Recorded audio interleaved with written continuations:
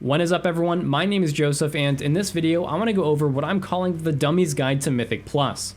In this video I want to go over each of the dungeons in the current rotation and in a minute or less give you all the information you need in order to start doing them at a key level of 10 to 15.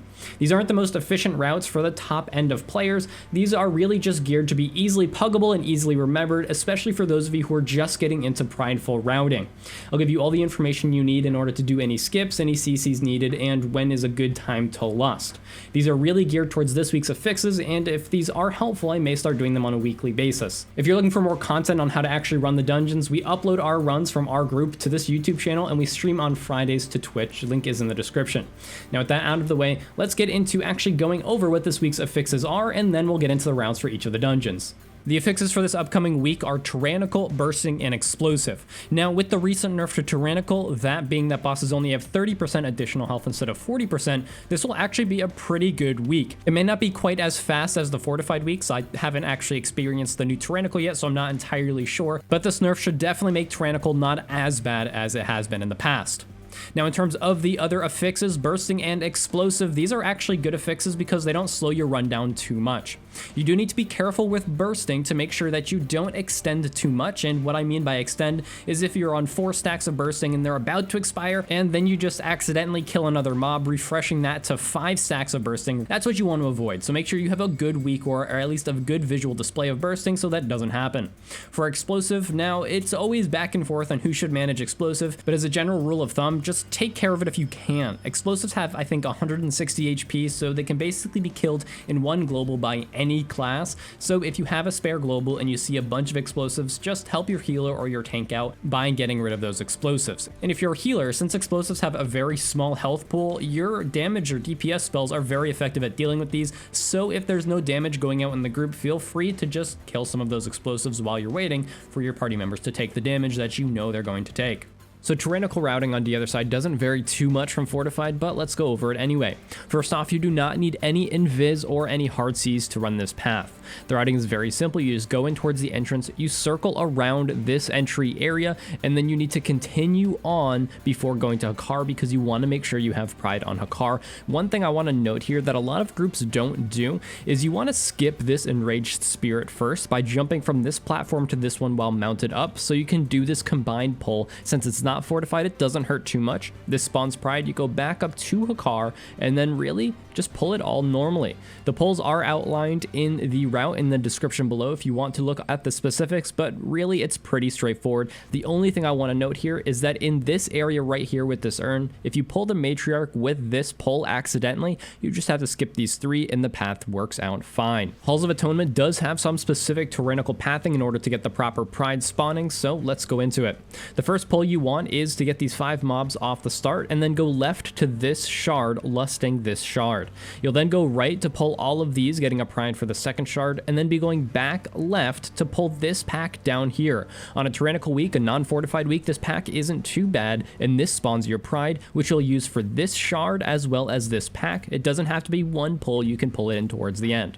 After that, you'll be going around to this pack in the middle to spawn Pride for boss, and then you'll be doing a few more pulls to get 78% count before invis skipping to the second boss. Now, you'll be lusting either one of these bosses depending on your cooldowns, and then you're pulling one of these by waiting for the other one to turn to stone. Once you pull that, it spawns your Pride, you do boss 2, and the rest of the dungeon is pretty normal. You get Pride before last boss, and lust on the last boss. Moving on to Mists, this dungeon requires a little bit of RNG, so we're not going to go over any exact routing. That being said, you do need either an invis skip or a single hard CC.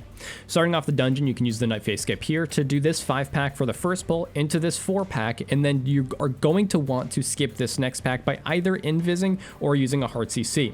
Remember, if you're using something like Ice Trap that puts one person into combat, have the person who can drop combat go through first, get aggro, then everyone else goes through, and the first person with aggro will then drop combat through something like a Feigned Death. Remember, Imprison and Sap doesn't put into combat, but many others do.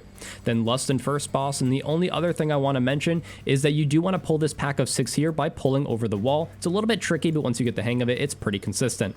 After that, you want to just keep going in a straight line, lusting on bosses, and just make sure you have Pride for last boss by pulling these packs afterwards until you're 100%, and then lust and Pride last boss.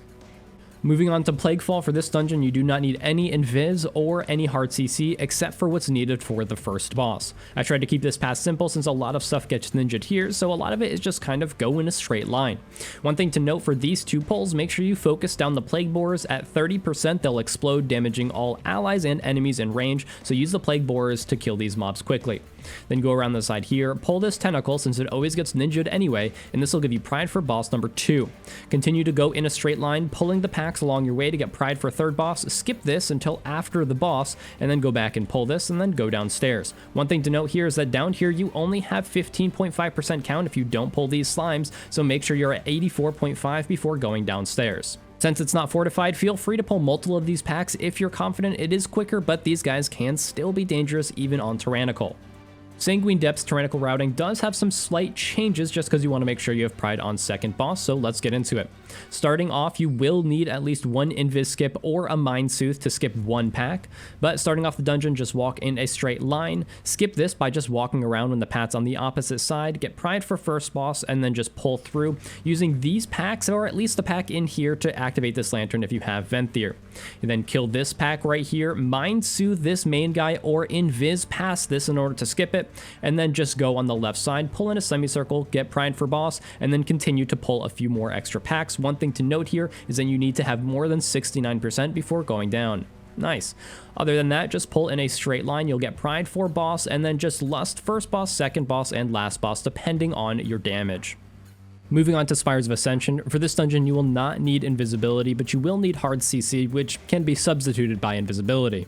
Starting off the dungeon, walk in a straight line, pretty straightforward, go up to boss with pride after this pack, and then go to the right side, pull these mobs, and then go immediately left. The reason we're not going all the way right is because double Goliaths in Pugs never works.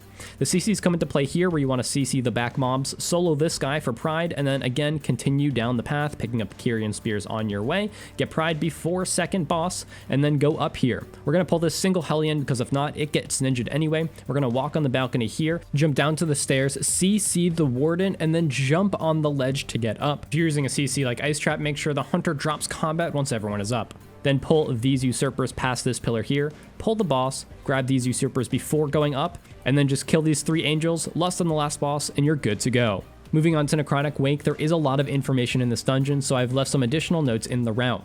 You will need either an invis skip or a mind soothe to skip one of the packs in the dungeon. Moving on to the route itself, you're going to do this big pull off the start to grab this hammer, and then go along the right side to spawn pride for boss near this Goliath. There are some pats that may get in the way, but this week you can pull those pats into boss. You'll just get some extra bursting on the boss. Moving along, you're going to pull kind of in a straight line until you get to here where you will need a mind soothe or invisibility or a door of shadows or something to skip this. Then just pull along the right side, making sure to not ninja anything to get pride for boss, and then after boss, make sure you remember to go back to kill this pack. You need at least 68.2% before going up. Once up, make sure to pull as I've instructed here in order to get good pride timings, but other than that, you'll get pride for the third boss, and then it's pretty straightforward from there on out. Moving on to Theater of Pain, for this dungeon you either need an invis or a hard CC in order to skip this first pack of 3. The way you do this is by hard CCing either of these guys on the end and then walking by hugging the right side. If you're using a hard CC that puts someone to combat like an Ice Trap, make sure the Hunter goes through first and gets in combat with the CC'd mob, then everyone else goes through, and then the Hunter feigns death to drop combat. This can be done with Paralyze and Ring of Peace as well by just knocking the mob to the side, and this guy is True Sight, so if you're invising, we're going to pull him anyway. Then kill the boss, go down, we're going to be pulling 1 plague pack and then doing the whole arena area afterwards, so a little bit of backtracking, but this gives you pride on this boss. Then go and do 2 plague packs, and then go backwards to do the whole platform area, again for pride on the boss of that area. Then go and finish the plague and gore chop area, skipping this guy by just walking around when the pat timing is good, and then go back up to the top and kill the mobs we skipped at the beginning to get pride for last boss. Last boss is on cooldown, but other than that, just keep in mind of the backtracking and you'll be good to go. And that's all I have for you for this video. If this is helpful or at all useful, let me know and I may continue to do these if there is that need for them. I know there are other people who do this style of content, so if it's not helpful, I understand, but I wanted to gear this more specifically at people getting into this key level and present it in a way that was fast and hopefully easy to remember and just kind of straightforward.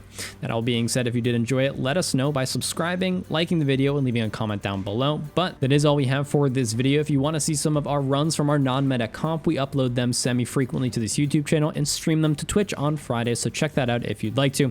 That all being said, I hope you have a fantastic rest of your week. I am Joseph, this is Dungeon Disasters, and we will see you next time.